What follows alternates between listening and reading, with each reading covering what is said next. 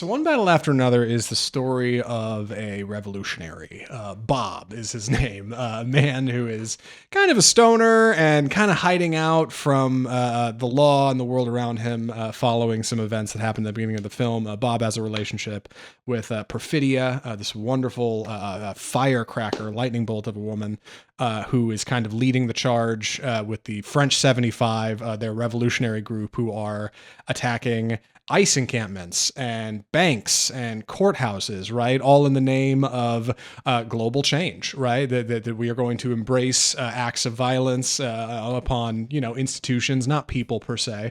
And, go in and steal money and make a name for ourselves and make noise and say that things got to change. Well, the military is aware of this, led by Colonel Stephen J. Lockjaw, played by Sean Penn.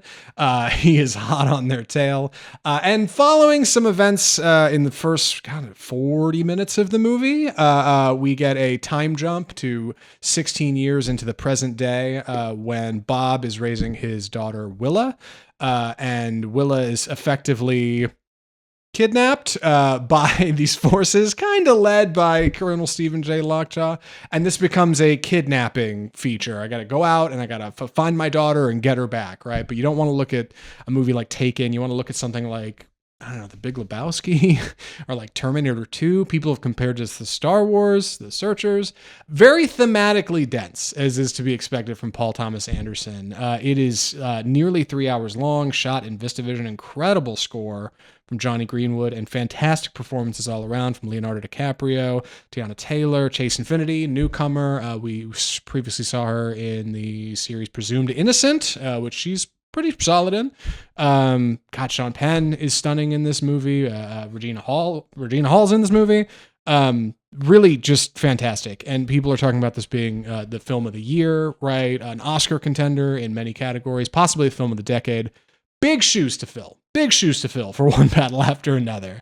So I'm looking forward to talking about it. Andy, what did you think of One Battle After Another? So there had been quite a bit of hype after the first few viewings, like people were able to see it. And like Zach said, it was film of the year, film of the decade, 10 out of 10, 20 out of 10 kind of thing. And when we got into the film and we got to see it in the 70 millimeter IMAX, I got about 15 minutes in and I thought, this is the greatest movie I've ever seen, or this is going to be the greatest movie I've ever seen.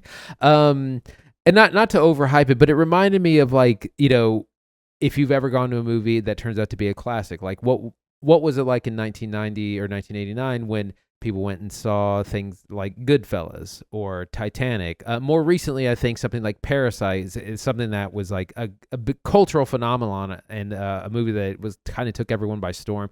This is that movie for the 2020s, and it's just incredible on so many levels. The score, the story, thematically, it's very strong, and it's somewhat of a simple story. It's about a group of revolutionaries 15, 20 years after they were really that, and they're kind of what happens when the past catches up to you, and how revolutions are handed off from generation to generation, but how they change. And I mean, it's thematically so rich.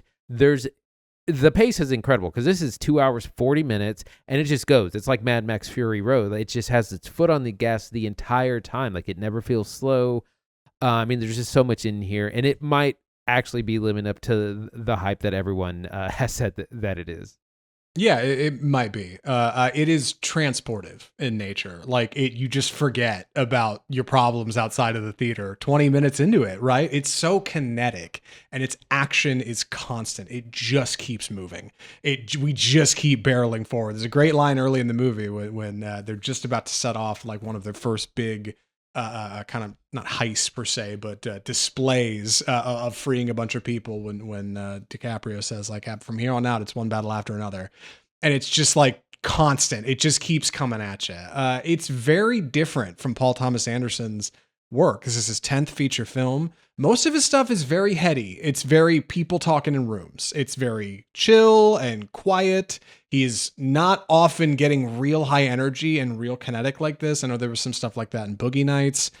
So this is a big departure for him. And this is him doing a lot of new stuff he doesn't do. And a lot of Paul Thomas Anderson stands out there have been saying this is like, they didn't know he could do this. You know, they didn't know he could shoot a feature like this. They didn't know he could shoot a car chase like he shoots a car chase. Not just at the beginning, which is all these hills that you've probably seen imagery from, but like, dude, even in the open, there's like there's a bunch of car accidents that happen around this bank heist thing that are really violent and really brutal on VistaVision cameras, for God's sake, that are huge and old and bulky and are not meant to move like they move in this feature. Like, it's a level of detail and like action orient that I think just gives it such a vibe and is so exciting to watch and be a part of. It's very funny. It's a very funny script. Yes, yeah. Not in its first act as much. That first act is really dedicated to like setting the stakes and the tone and getting into these like deeply troubling thematic elements. The military engagement,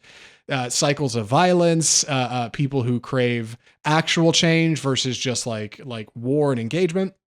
Outside of that, like once you get through that stuff, like, man, DiCaprio is firing on all cylinders. He is so great in this movie. Everybody's really funny in it. I wanted to get into our plot a little bit. We do have fantastic performances all around. Like it's like, who do you nominate for awards, because everyone is so good. But we start with the French 75, who are, as we said, a group of radicals, and they do things like they free a detention center. They are setting things on fire. They are blowing stuff up in that kind of very traditional way that we think of kind of a radical revolutionary would be. But it all sort of goes wrong. The first act is largely prologue. It's set up, and our group is largely disbanded. People are caught, captured, killed. Bob is one of the few to get away and starts just living the quiet life and raising his daughter now. Willa, played by the newcomer Chase Infiniti. And that's kind of our setup. And then something happens, and all of a sudden the U.S. government becomes interested in these old revolutionaries and starts going after them. And it's this wild chase the rest of the film. Chase Infiniti there's people after her. There's people after Bob. They are trying to reunite. And then it's just pedal to the metal after that. They're both on the run. There's big scenes of action and protest. There's about a 30-minute scene in the middle where lots of people are running, trying to get away and hide from other people. And it's absolutely incredible. Meanwhile, we also have Sean Penn, who's Stephen Lockjaw, he's a Terminator-esque figure who's just this ruthless, playing well outside the law military guy that are going after these people and abusing their position and their resources as part of the government to hunt down these people for personal and non-personal reasons. He is an incredible Sean Penn. He is transformed in this, and it's not like he like gained a bunch of weight or lost a bunch of weight. Everything about him is just a new person. The way he looks, the way he walks, particularly his face. He's the weirdest guy, and he's just like won't stop, but is also deeply pathetic and vulnerable. So that's our most of our. I don't want to talk more about our plot, but that's where we start and where we get going. Yeah, Penn is tremendous. It is easily, I think, getting an Oscar nom. He's probably winning the Oscar this year. Like, I haven't seen every performance, obviously, but like, he is so tremendous in this movie. It's his best performance in a decade, I think. Opposite him, Teyana Taylor is doing really great work in this movie. Yeah, she is this absolute firebrand of a revolutionary who's like just the kind of the motor for much of Leonardo DiCaprio's actions in the first chunk of the film. Same with Lockjaw. Like, they're kind of operating orbitally around her. She is a really big part of what's going on in here. You can see her a bit in the trailer. It's nice because a lot of this movie isn't in the trailer, and a lot of it we're not talking about here intentionally. I do want to mention, speaking of things I'm not talking about, Benicio Del Toro's Sensei Sergio is his name. Tremendous. I already thought he put out one of his best performances this year in Phoenician Scheme, the Wes Anderson feature. He's doing it again here. He's tremendous and funny and nuanced and like doing these great delivery things. It's weird because so much of this movie wasn't on the page. That was something, doing research for this, I was really surprised to hear. Paul Thomas Anderson's been working on this film for a couple decades. He's kind of had these ideas dancing around his head. A lot of it comes from Thomas Pynchon's Vineland, which is an older book about revolutionaries in the 60s who are now in the 80s and feeling out of date and out of touch. Kind of fitting for what we're looking at here in a modern setting. Also, a lot of it, I think, comes from his personal experience. Paul Thomas Anderson is a father. He's a father of biracial children, as Bob is in this movie. So, like, that's a little bit addressed. There's some stuff in there about that. What's interesting is that even though he had so much time to work on it, like a lot of this they ended up still putting in after the fact. Benicio Del Toro brought a lot of his ideas to Sensei Sergei and like Sergio and turned him into what he is. This whole big car chase sequence that you've seen these hills from that comes in towards the end of the movie, a lot of that they found during location scouting. Location scouting, by the way, excellent. Most of it's in California and we're in Texas. And I figured a lot of it was taking place in Dusty, Texas, but fortunately those landscapes look similar. Like a lot of practical shooting. There's this one riot sequence in this like small town after Lockjaw's kind of rolled in with the military and just told everybody like, yep, we're here to apprehend some perps because drugs and narcotics and illegal. So the military just goes along with it. He can just direct them to do whatever he wants. And, God, like you got Leo running across rooftops at night trying to keep up with skaters while there's riots happening, like flaming things in the street. And it's like, how did you even shoot this? Like, it just feels transportive. It feels like you're taken to a place that is so different. Yeah, it's really unbelievable that just, I mean, how it's filmed, these incredible action sequences. So this is why the movie is so expensive, and it's absolutely worth it because you have, hundreds, if not thousands of extras, lots of location. This movie is largely, you don't know this from the trailer, but it really features 3 black women. Leo is a main character, but he's not really the main part of the story. He's the one trying to get his daughter back, but it's more about Teyana Taylor, Willa played by Chase Infiniti, and Regina Hall as well. She's part of the French 75. It's so funny because I always think of Regina Hall from her Scary Movie days, and like she just becomes such an incredible actor. Chase Infiniti is also a gem, a newcomer. This is her first major. I think this is her first film at all. And they had they searched for years because they needed a biracial woman who was a certain age and also knew martial arts because that comes into play in this. And there's not a lot of talking. She doesn't have to talk a lot, but she has to do a lot of action, a lot of acting. There's a lot of rough and tumble stuff. She's handcuffed through a lot of it. She's going to be an absolute star, but like the cast is really incredible. That's one of the best things. And everyone has great lines. Everyone's been quoting this film. It just came out over the weekend. Like I can just go on and on. It's hard to, but you don't want to. I don't want to spoil anything. I know. We got to start to curb it too. We don't keep these reviews that long. But no, I want to talk about quickly the duality of the two forces, right? We have our revolutionaries who are kind of embraced by or presented by through like Bob, right? Our kind of like old burnout revolutionary who's kind of out of the game, but still obviously like needs to rely on the resources available to him. And then we've got Colonel Stephen Lockjaw, who kind of represents the military and the might of the government, right? Like whether that be right or wrong, he is to say he's the one who tells people where to go and they just do it, no questions asked, right? It's a great scene where he tells the lieutenant or something. He's like, make up an excuse for me to invade this small town or something. And he's like, yep, you got it. Find me a reason kind of stuff. You know what I mean? Like we're just going to go do what I want because that's the deal. He's awful and terrible, but both of these like men are trying to get to this one person, Willa. It's this kind of triangle movie where they're like trying to use the resources available to get there. And it's all about just, I don't know, having to deal with one thing after another and how these generational problems, may not be trapped within each generation. That maybe the next one will grow and be better and be smarter, right? Like we don't always have to keep doing these cycles of peoplehood. Incredible score, Johnny Greenwood. I don't want to say too much more about it.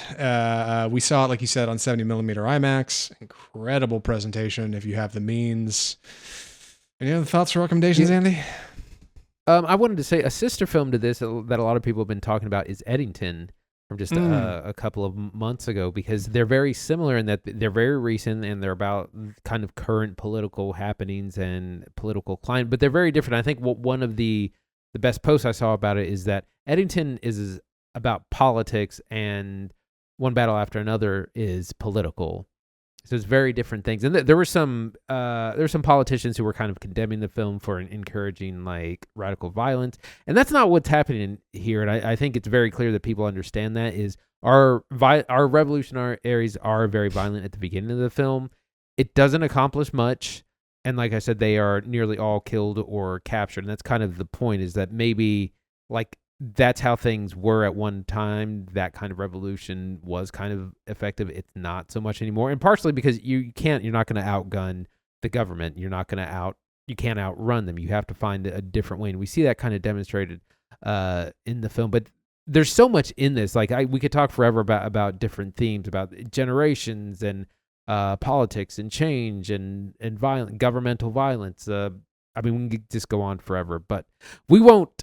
Fantastic score, one of the best scores. I got 15 minutes in and I was like, this is going to be amazing.